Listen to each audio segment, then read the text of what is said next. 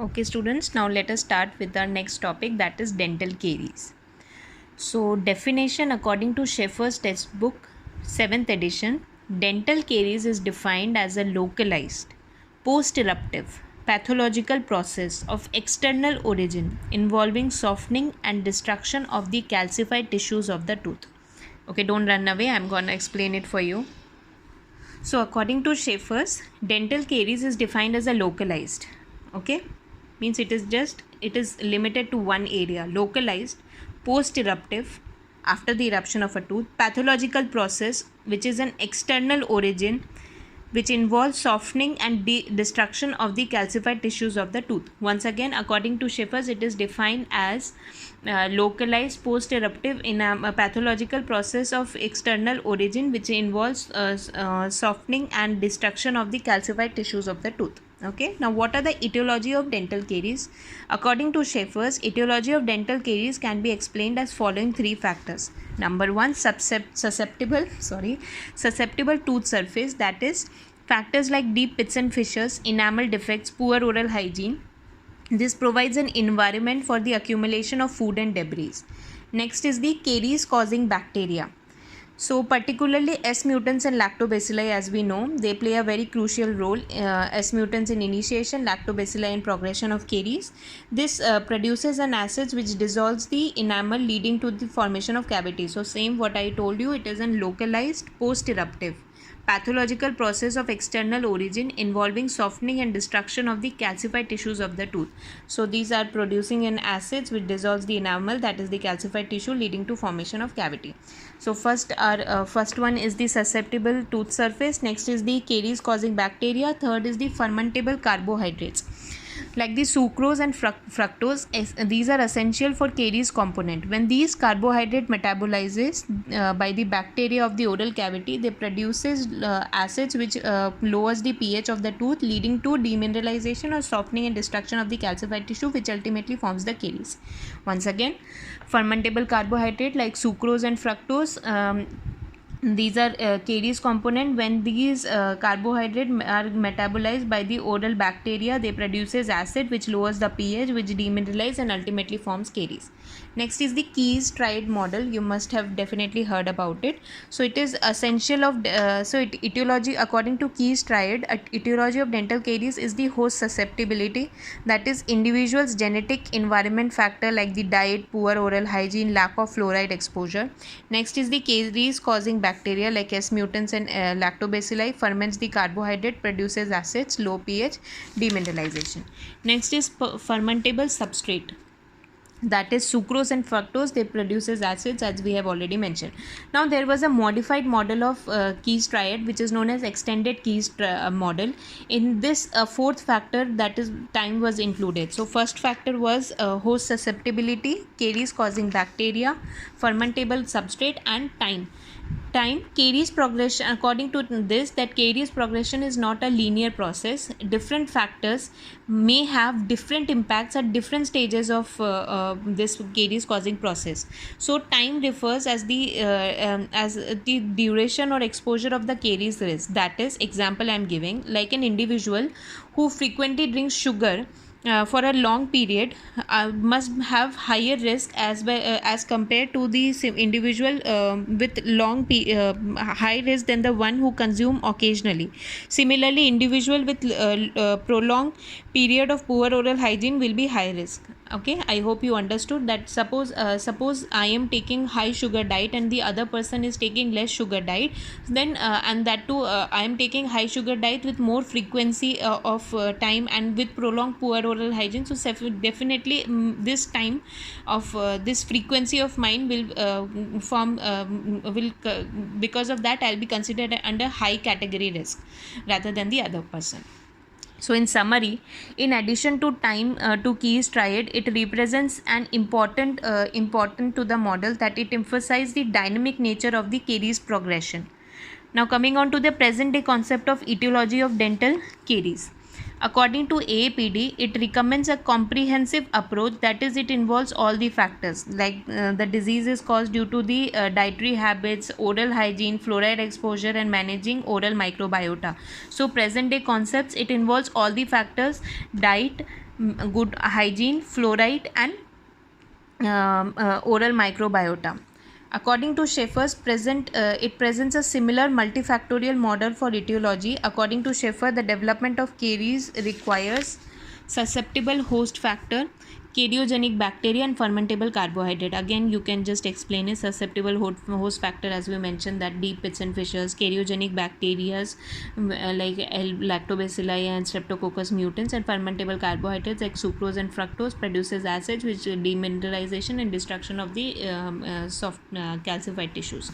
Now, I have taken a reference 2020 study by Selvitz et al. Emphasized that importance of oral microbiome for development of dental caries, and they concluded that the oral microbiome of a high risk individual varies them from that of low risk individual. Again, the study 2020 by Selvitz et al. Concluded that the oral microbiome of an low risk person is different from that of high risk person. Now, so conclusion, present day concept of caries, dental caries, recognizes the nature of a disease. It incorporates all the factors like the host, cariogenic bacteria, substrate, microbiome, biofilm, and oral environment. All these factors are considered for comprehensive caries management. I hope it was clear. Now coming on to the etiopathogenesis of dental caries. Several theories have been proposed to explain its development. First theory was the acidogenic theory, that is, it is the earliest widely accepted. In this, dental caries, acids are produced by the cariogenic bacteria which ferments the dietary carbohydrates. It dissolves the mineral content of the tooth, leads to cavity formation. This theory is supported by many extensive researches and it is still accepted theory. Acidogenic theory, I have earlier also I have discussed about it. Similar mechanism. Cariogenic bacteria produces acids, ferments the dietary carbohydrate, dissolves the mineral content of the tooth, leads to cavity formation. This theory is widely accepted by many studies and it is still accepted. Now coming on to the second theory, that is the proteolytic theory. That this theory states that the dental caries from the proteolytic enzyme from the bacteria of the plaque leads to the breakdown of protein of the tooth which forms the cavity. This is less widely used and evidence support is also less. So first theory was acidogenic, next was the proteolytic, third is the etiological plaque hypothesis. This theory states that there is a change in the microbiology or ecology of the dental plaque. This change plays an important role in the development of caries and overgrowth of cariogenic bacteria or development of dental caries. How? Like what changes? Like the composition of oral flora, the amount and frequency of carbohydrate consumption. This all alters the balance of microbial species. Okay, this was ecological plaque hypothesis, and the next is the non-enzymatic browning theory. Again, non-enzymatic browning theory. This is recently developed. It states that dental caries is caused by non-enzymatic browning reaction. That is, when sugar reacts with amino acids, it's produce AGE. What is AGE? Advanced glycogens end products, which is highly reactive. Again, when sugar reacts with amino acids, it's produce AGE, advanced glycogen end products, which is highly reactive. It damages the tooth structures. This theory suggests that advanced glycogen end products plays a key role in caries development. So in conclusion, etiopathogenesis of dental caries, it is a complex multifactorial which involves host, diet, bacteria, acidogenic widely accepted. Other theories like ecological plaque hypothesis and non-enzymatic browning theory is also being explored. References: Marsh, PD 2010 in the Journal of Dental Research has done on the one study. It was done on the biofilm, oral microbiofilm, and the other was Lobo PLD in 2021 International Journal of Dental Journal of Dentistry. One study in the Journal of Dental Research. It was a research study. This is how I am remembering. Research study published in Dental Research. Other was one in the International Journal of Clinic of Dentistry. Lobo by Mr. Lobo 2021 on non-enzymatic browning theory of etiology of dental caries. So this completes our dental caries. Now I'll move on to the ICDAS classification. ICDAS, caries as risk assessment. So it is International Caries Detection and Assessment System, ICDAS, International Caries Detection and Assessment System, International Caries Detection and Assessment System. This classification is done to detect and assess the dental caries. It was developed to improve the consistency and reliability of caries diagnosis and treatment planning. Okay, detection and assessment, consistency, reliability, caries diagnosis and treatment planning. So ICDAS classifies lesion on the basis of its visual appearance and severity of the lesion. Classification ranges from sound tooth structure to extensive decay, that is ICDAS 2. This was ICDAS 2. Grade 0 is sound tooth. First, visual change in enamel. Second, distinct visual change in enamel. Third, localized enamel breakdown without visible dentine. Okay, till now it is only limited to enamel. Now from the fourth, it is the underlying dark shadow from dentine. Fifth, distinct cavity with visible dentine. Sixth, extensive cavity with visible dentine. Once again, sound tooth, first visual change in enamel, distinct visual change in enamel, localized enamel breakdown without visible dentine. Number 4, dentine will be involved. Underlying dark shadow from dentine. Number 5, distinct cavity with visible dentine. Number 6, extensive cavity with visible dentine. I hope this was clear. Now next is the most recent ICDAS is the ICDAS 3. This ICDAS 3 has been built up on the previous version. It incorporates new features which improves the assessment and detection of dental caries. ICDAS 3 stages: 0, sound, kind of similar. Okay, just focus. From the previous ICDAS 2 also, 0 was sound tooth. Then first is the enamel carious lesion. In that ICDAS 2, it was the first visual change in enamel. Then 2, dentine carious lesion. Outer half of the dentine is involved. This is different. Okay, dentine carious lesion, outer half of the dentine is involved. Number 3, dentine caries penetrating into inner half. There from fourth, dentine used to involve, right? From underlying dark shadow from dentine. Remember here, from second, dentine carious lesion, outer half, dentine carious lesion penetrating into inner half. Number 4, dentine carious lesion with visible pulpal involvement. Number 5, extensive dentine carious lesion. Okay, sound, enamel carious lesion, dentine carious lesion, outer half, dentine carious lesion penetrating into inner half. Number 4, dentine carious lesion with visible pulp involvement. Number 5, extensive dentine carious lesion.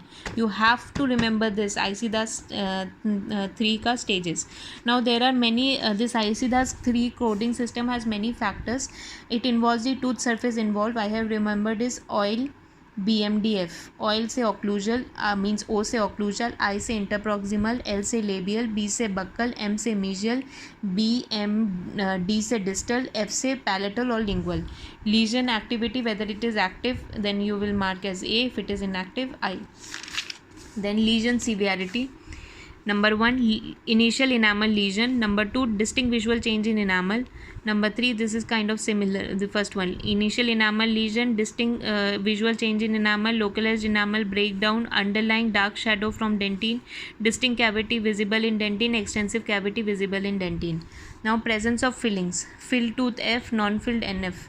Other factors such as presence of fissures, sealants, etc. The use of these codes in combination helps in the treatment planning and monitoring of the lesion over time. So to conclude, ICDAS provides a standardized approach. You have to write this, okay? Provides a standardized approach for caries diagnosis, particularly in early stages of the lesions. It is useful in research studies. References: ICDAS 3, a new guideline published in International Journal of Dental Research. One more I have told you about International Journal of Dental Research.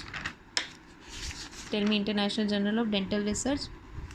March PD 2010, Journal of Dental Research. International Lobo, International Journal of Dentistry, International Journal of Dental Research, ICDAS 3 by Gugnagi et al. 2021.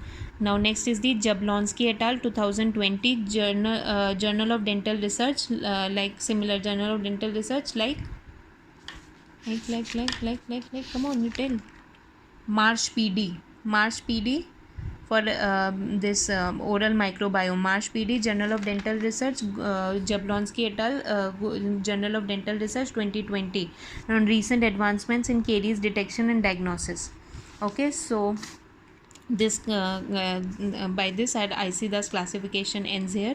Now coming on to the caries risk assessment. Caries risk assessment, in simple language, it is a process of evaluating an individual's risk on developing dental caries. Evaluating individual risk on developing dental caries. It is an important tool for predicting and preventing dental caries. If you will suppose this is a person, I will evaluate his individual caries risk. I will evaluate it, and then of the developing caries. So with the help of this evaluation, I can predict. So it is an important tool for predicting and preventing dental caries. Suppose his his early lesions were detected, so I can prevent its progression, right? So it is useful in detecting and preventing dental caries. Now coming on to the individual's risk factors: diet, oral hygiene, habits, fluoride exposure, salivary flow, medical history, as well as dental history.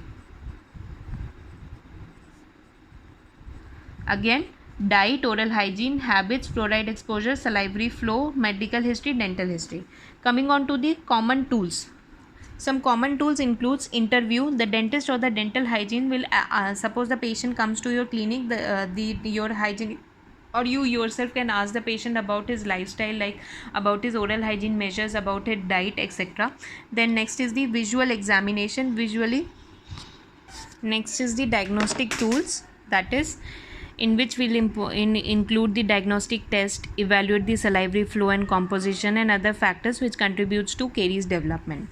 Next is the caries risk assessment tools by camera tool or ICDAS.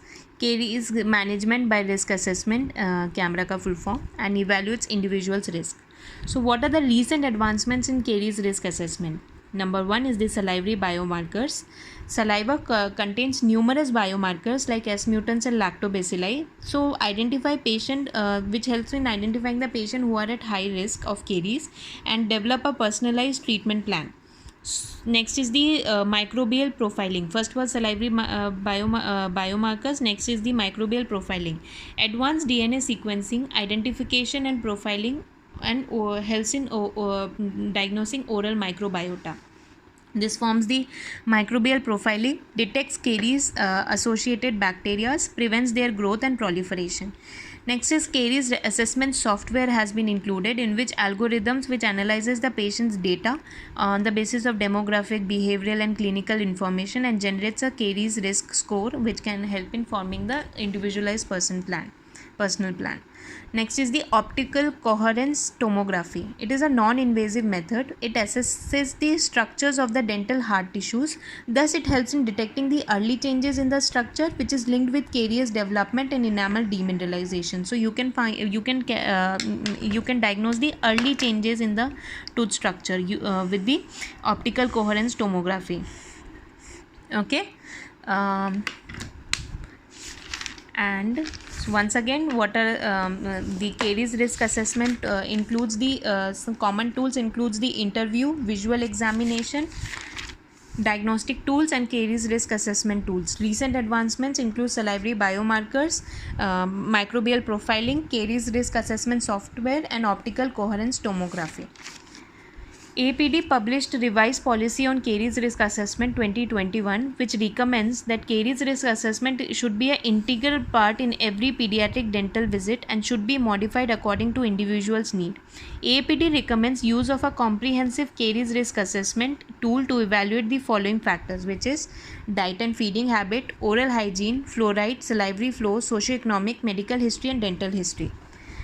So based on these factors, the individual can be categorized as high risk or moderate risk or low risk. So APD policy emphasis on preventive strategy, tailored patient risk level, includes behavioral modification and fluoride therapy and dental sealants. Reference: APD 2021 policy on caries risk assessment and management for infant, children and adolescent. You have to remember, reference policy on caries risk assessment and management for infant, child and adolescent. So note, caries risk assessment is an ongoing process. Therefore, the patient risk level may change over a time. So, caries risk assessment should be performed on regular intervals to monitor patients' caries risk and adjust the preventive strategies accordingly. I hope it is clear. Caries risk assessment, it is an ongoing process. So every dental visit, you should do the caries risk assessment, and you should tailor the preventive strategies accordingly. So I think this video till here is enough. In next topic, we'll start with the caries diagnostic aids, in which we'll include the recent modifications as well. I hope it was informative. If you have any doubt, please kindly post it in the comment section, or if you want me to cover any other topic, that also you can post. I'll be happy to help. Thank you.